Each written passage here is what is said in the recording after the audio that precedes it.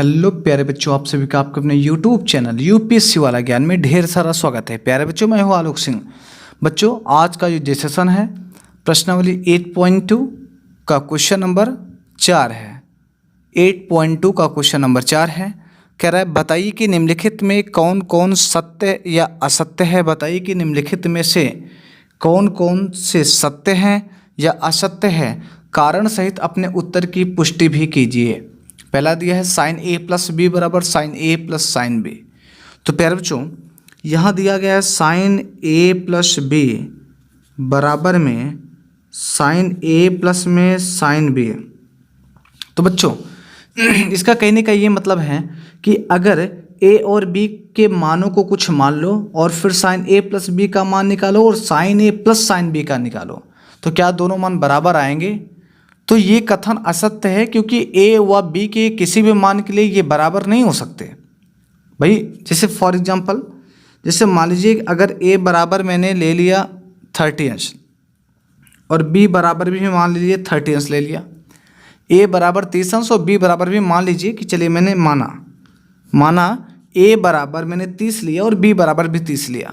तो चलिए मैं रखता हूँ, दिखाता हूँ। साइन ए के स्थान पे 30 प्लस बी के भी स्थान पे 30 बराबर में साइन ए का मान 30 और प्लस में साइन बी है, बी का मान भी मैंने 30 माना। तो साइन यहाँ पे 30 और 30 मिलके 60 अंश, बट साइन 30 का मान 1/2 और साइन 30 का मान फिर से 1/2। साइन 60 का मान √3/2 बराबर में एलसीएम आएगा 2 और 1 1 2, 2 से 2 कटेगा, यहाँ 1 आएगा। तो हमने ये देखा ओवरऑल कि √3/2 ये बराबर 1 क्या आ रहा है। तो बताओ √3/2 और 1 दोनों बराबर है क्या? बराबर नहीं है ना। इसका मतलब मैंने क्या देखा कि साइन ए प्लस बी कभी भी साइन ए प्लस साइन बी के बराबर नहीं हो सकता।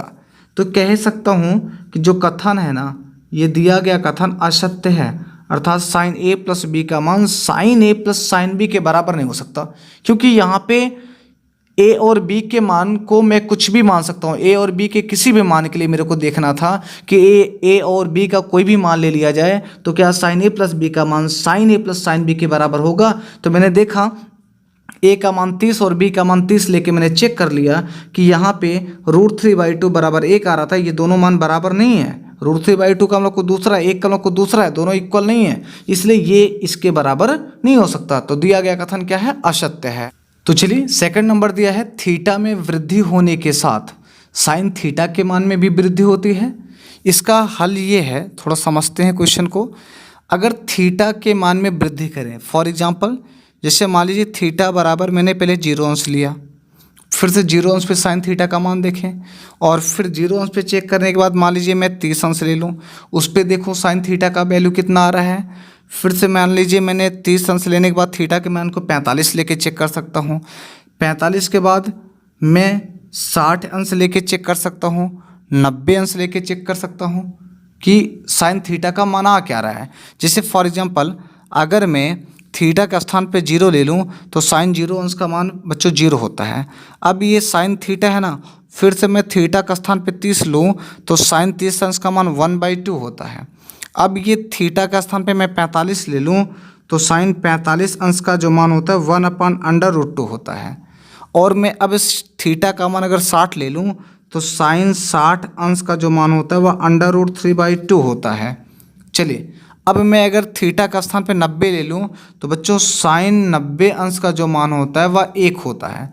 तो मैंने देखा कि 0 अंश को लेने पे 0 से 90 थीटा के मान को जब बढ़ाया तो वैल्यू 0 से कहाँ जा पहुँची? एग्जैक्टली 1 पे। पहले 0 से स्टार्ट हुई, जैसे थीटा के मान को बढ़ा रहा था 0 अंश 30 अंश 45 60 90 किया, वैसे ये वैल्यू 0 से बढ़ते बढ़ते बढ़ते बढ़ते 1 पे आ पहुँची। तो मैं ये कह सकता हूँ कि थीटा में वृद्धि होने के साथ साइन थीटा के मान में वृद्धि होती है। तो दिया गया जो कथन है ये सत्य है। दिया गया कथन क्या है? सत्य है। परंतु एक बात को बेटा ध्यान देना है। क्या ध्यान देना है? कि थीटा बराबर 90 तक ही सही है। देखिए ये दिया गया कथन सत्य तो है, लेकिन थीटा बराबर 90 अंश तक ही होता है कि थीटा के मान मतलब बढ़ाने पे 90 तक आएंगे तो वैल्यू अर्थात थीटा के मान बढ़ने पे साइन थीटा के मान में वृद्धि होगी 90 तक, परंतु इसके आगे नहीं। थीटा बराबर 90 तक सही है, 90 तक सही है, 90 तक क्या है, सही है, आगे नहीं, आगे नहीं, ठीक है ना, ये बात ध्यान देनी है। तो प्यारे बच्चों देखिए तीसरा दिया गया है, थीटा में वृद्धि होने के साथ कॉस थीटा के मान में वृद्धि होती है। तो बच्चों जैसा कि हम ये जानते हैं, थीटा में वृद्धि होने के साथ कॉस थीटा के मान में वृद्धि होती है। एग्जाम्पल जैसे मान लीजिए थीटा बराबर मैं 0 अंश ले लूँ, 0 के बाद 30 ले लूँ, 30 के बाद मैं 45 ले लूँ, या 90 अंश ले लूँ, या 60, 45 बाद 60 ले लूँ, या 90 ले लूँ। तो मैं आपको चेकआउट करा रहा हूँ। थीटा के मान को मैं 0 अंश लिया, 30 अंश, 45 अंश, 60 अंश, 90 अंश। देखिए थीटा के मान को मैं क्या किया, वृद्धि कर रहा हूँ, 0 के बाद 30, 45, 60, 90 बढ़ा रहा हूँ। तो कॉस थीटा की वैल्यू निकालता हूँ। अब कॉस थीटा का स्थान पे 0 रखूँ तो कॉस 0 का मान 1 होता है, कॉस 0 का मान 1 हुआ। और कॉस अगर 30 अंश के मान को देखूँ, थीटा का स्थान पे 30 रखूँगा तो कॉस 30 अंश का मान प्यारे बच्चों √3/2 होता है। अब कॉस के स्थान पे अगर 45 रखूँगा 45, तो इसका मान 1/√2 ही होता है। लेकिन अगर कॉस 60 रखूँगा तो इसका मान 1/2 होता है। और कॉस अगर 90 रखूँगा तो कॉस 90 का मान 0 होता है। तो प्यारे बच्चों अभी मैंने देखा कि साइन वाले में तो 0 से 1 आ रहा था थीटा के मान को बढ़ाने पे, लेकिन यहाँ पे 1 से 0 अर्थात बड़े से छोटे की ओर आ रहा है। थीटा के मान को तो बढ़ाया परंतु उसके मान वैल्यू जो उसकी आ रही है वो बड़े से छोटे की ओर आ रही है। तो थीटा के मान में वृद्धि होने के साथ कॉस थीटा के मान में वृद्धि होती है।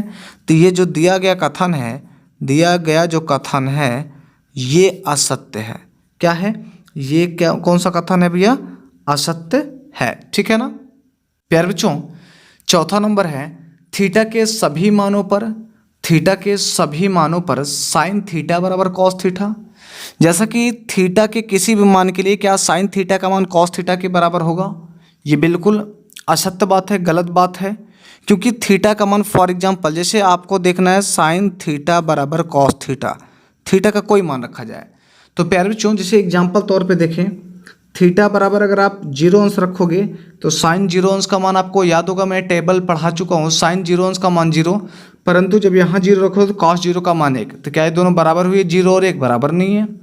थीटा बराबर अगर 30 रखा जाए तो साइन 30 का मान प्यारे बच्चों 1/2, साइन 30 का जो मान होता है 1/2, परंतु कॉस 30 का मान √3/2, ये भी बराबर नहीं है। थीटा बराबर 45 रखा जाए तो साइन 45 का मान 1/√2 और कॉस 45 का मान 1/√2। तो इसका मतलब मात्र 45 अंश के लिए साइन थीटा बराबर कॉस थीटा हो सकता है, परंतु थीटा के सभी मानों के लिए नहीं। तो चूंकि थीटा के सभी मानों के लिए, सभी मानों के लिए, सभी मानों के लिए, थीटा के सभी मानों के लिए दिया गया कथन, दिया गया कथन क्या है, असत्य है। दिया गया कथन क्या है, असत्य है। लेकिन थीटा बराबर 45 अंश के लिए सत्य है। क्या है, सत्य है। लेकिन हमसे पूछा सभी मानों के लिए, तो ओवरऑल ये असत्य की ही श्रेणी में आएगा, क्योंकि थीटा के सभी मानों के लिए साइन थीटा का मान कॉस थीटा के बराबर नहीं हो सकता। तो बच्चों दिया गया ए बराबर 0 अंश पर कॉट ए परिभाषित नहीं है, आपको दिखाते हैं। जैसे कॉट ए का मान 0 रखें तो कॉट 0 अंश का मान, प्यारे बच्चों कॉट 0 अंश का जो मान होता है, देखिए कॉट tan 0 अंश का मान 0 होता है। तो कॉट 0 के नीचे अगर 0 के नीचे 1 मान लो तो कॉट 0 का क्या होगा, 1 होगा ना। कॉट 0 का क्या होगा, 1/0। कॉट 0 का मान क्या होगा, 1/0। तो 1/0 और 1/0 जो होता है वह इनफाइनाइट होता है। 1/0 का मान क्या होता है, इनफाइनाइट। इसका मतलब a बराबर 0 अंश पर कॉट a परिभाषित नहीं, इनफाइनाइट मतलब परिभाषित नहीं है। तो ये जो दिया गया कथन है ना, ये दिया गया जो कथन है, दिया गया जो कथन है वो क्या है, सत्य है। याद रखना है कॉट 0 अंश का मान क्या होता है, 1/0। ये tan का मान है, ये वाला tan का मान है, परंतु ये 1/0 किसका मान है, कॉट का। तो कॉट 0 का मान 1/0 और 1/0 मतलब इनफाइनाइट। तो प्यारे बच्चों उम्मीद करते हैं कि आपको ये सेशन बहुत ही ज़बरदस्त समझने में मज़ा आया होगा। बच्चों चैनल को लाइक और सब्सक्राइब करना बिल्कुल ना भूलें और हम आपके लिए आपको इसी तरीके से पूरे मैथ की ज़बरदस्त सीरीज लेके आ रहे हैं। तो प्यारे बच्चों आज के लिए जय हिंद। फिर से मैं मिलूंगा आपको अपने अगले सेशन में।